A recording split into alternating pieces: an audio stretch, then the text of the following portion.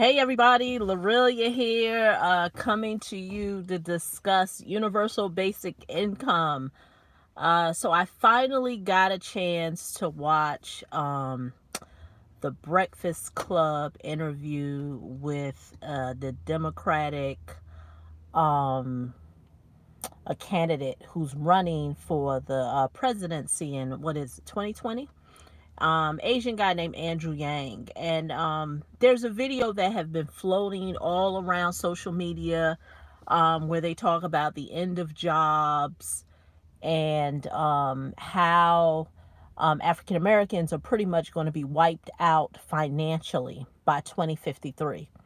So in the video that's been circulating around social media, they only show like a little, like maybe about a minute clip. So of course, it triggered me to want to watch the whole interview. So yeah, you saw it on Breakfast Club too. Yep, Matthew. So, but I kind of want to talk about what he talked about, Andrew Yang, in terms of universal basic income. So, what he's proposing, with his position with being a running candidate for the presidency, is that he's saying that Americans, and I'm assuming it's going to be based on a particular income or what have you, but they would be given, I don't know, $1,000 or $2,000 stipend every month to help them with their basic needs. Now, you know, I'm going to be honest with you. I mean, that's only appealing, and this is not to make a mockery, of those who are struggling financially, but that only appeals to people who are poor. Because even though he said currently, right now, it's being done in Alaska, and it was proposed by a Republican governor, and so I guess the Alaskans or people who live in Alaska don't know what you got to make, how do you qualify, but I guess if you are a resident, you get this monthly stipend, and I think it's the same thing, $1,000 or $2,000. Um, and so he's saying that we need to do this on a national level. And like I said, it only appeals to those who are financially struggling. It only appeals to those who don't really understand the economics of this country. Because this is what I know. The powers that may be, even though you would be getting this, so-called basic income, there are a lot of things to now consider. Would it potentially put people in another tax bracket? So you say 2,000 times 12, what is that? 24,000. So these people are going to get an additional amount of money. So now what happens to those individuals in terms of tax time? Like I said, is only appealing to people who are at a certain class financially. Of course, they're going to have to pay taxes on it. So now, if a person who it appeals to really likes the earned income credit, they are now going to be knocked out of the earned income class because now they've got this extra income that they've been getting the whole year. 2,000 times 12, that's additional $24,000 a year. Um, and so also something to consider is inflation. It will be, I mean, of course, it would be absorbed. That $2,000 would be absorbed by inflation. Of course, it was one, I don't know if it was Charlemagne or Envy who said, well, yeah, now that these people are getting an extra $2,000, who's to say that, the price of this won't go up and the price of that won't go up? And then, of course, he's doing a lot of hypotheticals. But what about if this one business owner decides not to raise his prices and then everybody follows suit? Like I said, it's a lot of question marks, to be honest with you. Like I said, that universal basic income is only going to appeal to those who do not understand or refuse to understand the the economics of this country, how things work. That is why last week at this time I was coming back from California, and I embarked on a journey to learn a few things. And with me doing that, getting outside of my comfort zone, deciding to be the dumbest person in the room, I fostered some great relationships that are going to be very rewarding financially. And I don't say this to impress you, or to say, aha, this is what I'm doing. But what I am saying, if it is true that African Americans will financially be wiped out by 2053, what is the solution? What is the solution? And so the one thing that I know the solution is going to be that if a person does, um okay, so Lorenzo feels like it is true. So okay, well, with that being said, Lorenzo, if that is true, okay, so Lorenzo is saying that the solution would be reparations. Okay. And what type of form would it be in? Would it be in land? I think I've even heard where some people, I forgot what a source came in, but they said that they would give free housing to individuals. And so history has shown, you know, I'm all for that, reparations. But that's a one-time injection. How does a person move forward? So now that they've got this one-time injection, whether it's land, whether I've heard people say free college, um, how do you move forward? How do you move forward? So now, uh, majority of African Americans are wiped out financially. How do you move forward? You got this one-time payment of reparations. How do you move forward to being a class of people who could sustain itself? Now, the one thing that I totally truly believe that we as a people need to have and understand, number one, the economics of this country, and two, have a high income skill set. Gone are the days where you can just do something medial, and what does that mean? I'm going to have a career washing dishes. I mean, as you know, I mean, how many African Americans um, have been pushed out of certain industries because they don't even hire us?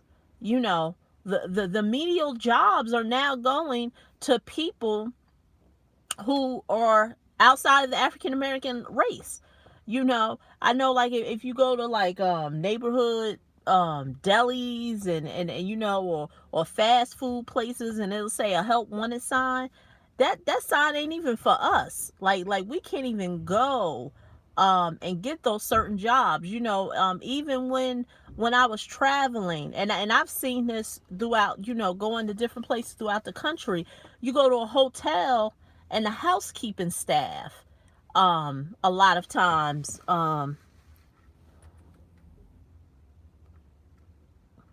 yeah, we don't. That's the whole thing. Lorenzo, no, we don't have the wealth. That's why they're saying we're going to be wiped out financially.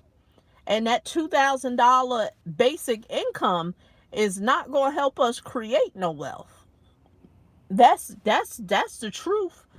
That $2,000 basic income is not going to help us accumulate wealth.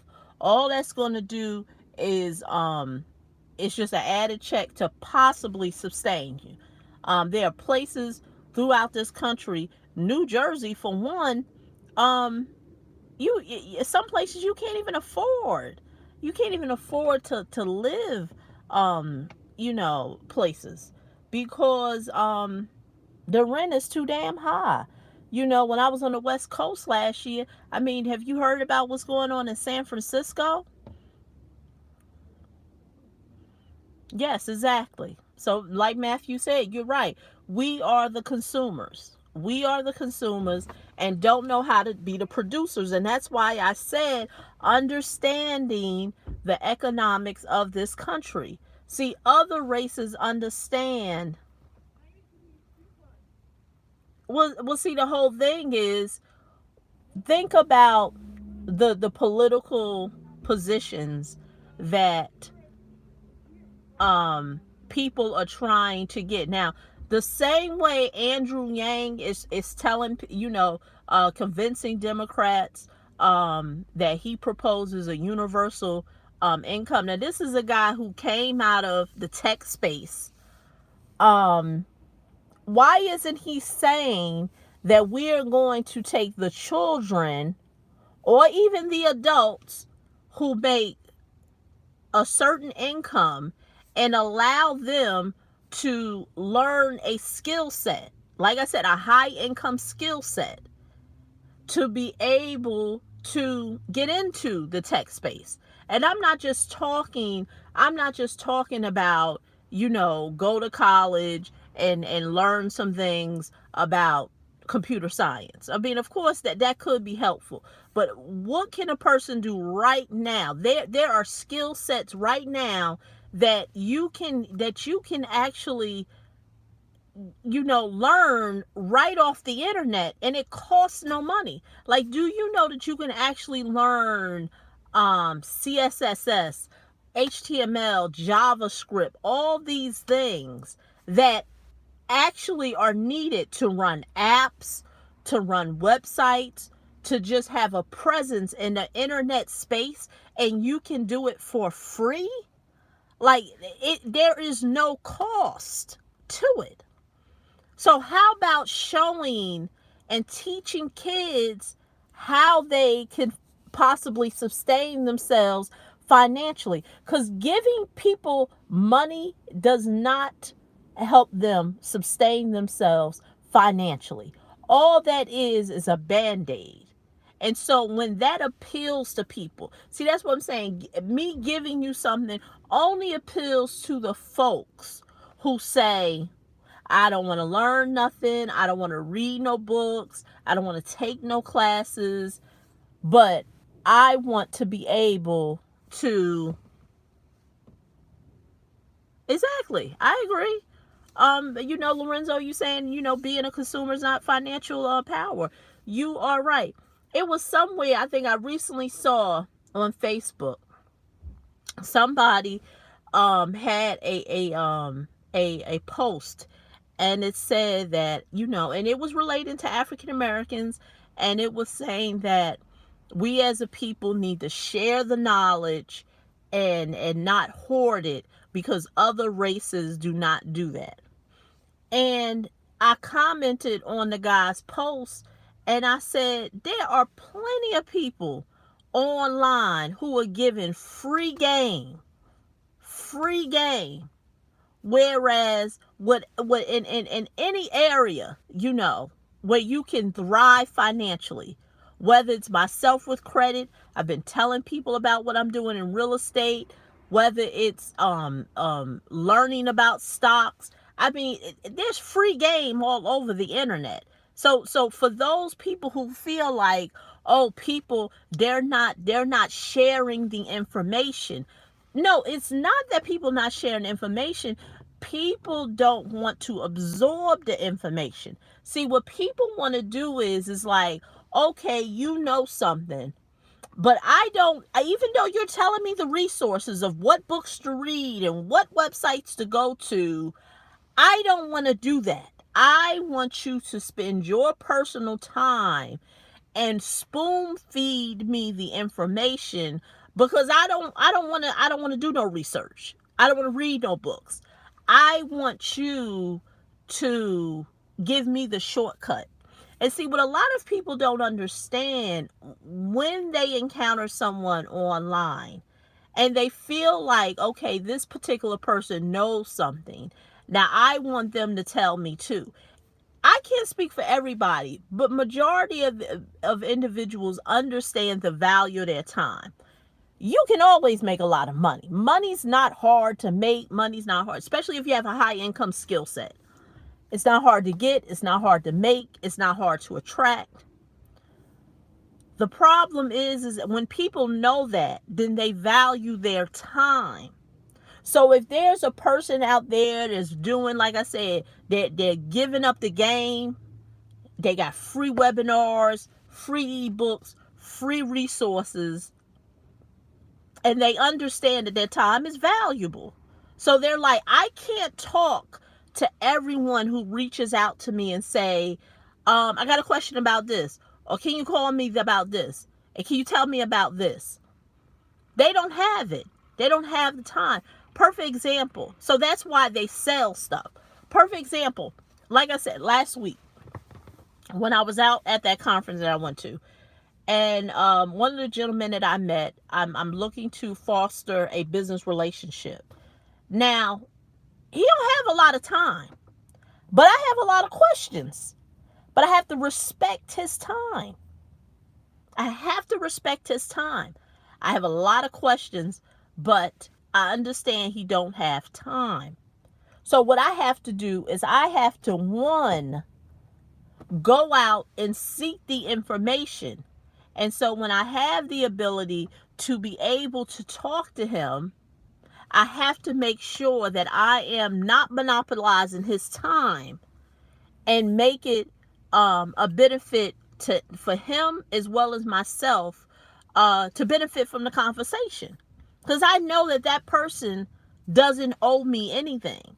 And so a lot of people come into with that mindset of saying that individuals owe them. Like, okay, you know something, but you need to tell me. And although that I know it and I'm giving you the game and I'm saying, okay, go here, read here, fly here, go this place, do this. Nope, I don't want to do it. Nope, I don't want to do it. I don't want to do it. See, gone are the days. That's why I kind of laugh when people want to, and I don't care in what area, because I see it all the time where people will laugh and make it seem like can't nobody find no information out. Like I know this information, and you just not going to figure it out. Okay. You know what? That does appeal to a lot of people. Because I'm telling you, in any space that you're in, I don't care what area, there's always somebody who wants to feel like that they're the gatekeeper, or there is a gatekeeper. There's a gatekeeper who is hoarding all this information, and you can't find it out unless you come through me. And you know, and that is, and if you fall in that trap of being one of those individuals who are thinking that you have to go through a certain person or a group of people, then you're going to lose out financially. You are going to lose out financially. You will be one of the individuals at 2053 who's like, wow, what just happened? What just happened? So that's all I really have to say. You know, I've been meaning to do this live all week. Like I said, I saw the Breakfast Club interview. These are my thoughts. Nothing he said appealed to me. That whole universal basic income, and you know, I want to give you money, and you know, and give a certain class of people money. Nah. You know, it's like that saying says, give a man a fish he eats for a day. Teach a man to fish, he'll eat for a lifetime. Why didn't anything that he said about his platform said anything about those who will be wiped out? I'm going to institute a program where those individuals will learn how to eat during their lifetime, during their children's lifetime, and onward. Why didn't he say that? Because everything that that guy Andrew Yang said is nothing that, if you're reading, thank you, Matthew, it is nothing that he said that hasn't already predicted. We got Dr. Claude Anderson and his books. If you go to some of his old videos, there's a video that floats around on YouTube. Google it, go on YouTube and look for it. It's called Powernomics, and it was years ago. He did that seminar with that minister out in California, Frederick Price, and he talked about where African Americans would be in 20 something. Yeah, they want to, but like I said, That's all mindset. They may want to do that, but understand there's no gatekeepers. Anything that you want to learn, anything that you want to do, it's right at your fingertips. Now, will it be a solution for a whole race of people? Probably not. You know, I'll tell you right now, I am not one of those, how can I save my whole race? You know, I can't do that until I can help my family, you know, because I'm not going to be out there trying to figure out how to save my whole race when my family is hurting financially. So that's why I said there are some solutions, you know. But if you truly believe that they're trying to keep you at the bottom of the castle, like Lorenzo was saying, and you don't go out there and try to seek the information, you're not going out your comfort zone. You know, last week I flew to a whole different coast, whole different time zone, plus came back and it was daylight savings time here over here in New Jersey. And it feels like the whole week, even now, is like I just can't seem to get enough rest. Like I'm so tired. Um and so I know I need to possibly do some things in terms of my health. But I say all that to say I got outside my comfort zone to learn a few things. So I'm going to end this video here. Links will be below this once it processes on what I'm doing. But please, thank you for your comments. Those who did watch it, please subscribe. Let me know your thoughts about universal basic income. Is it appealing to you? Is it something that you want? And thank you. Thank you for being here, Lorenzo. Thank you for comment. Thank you, Matthew. So until